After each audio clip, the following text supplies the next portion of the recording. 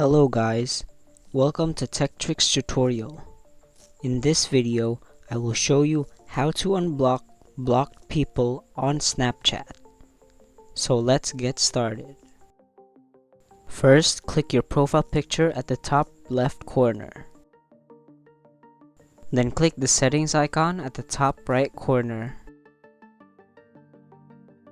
Now scroll down and look for blocked users. Now all you have to do to unblock someone is click the X button. Then click yes. Now let's say it was just an accident that you blocked this person. Now that you have unblocked them, you can add them again. Thank you for watching this video. If you found this video helpful, please consider dropping a like and subscribing to the channel.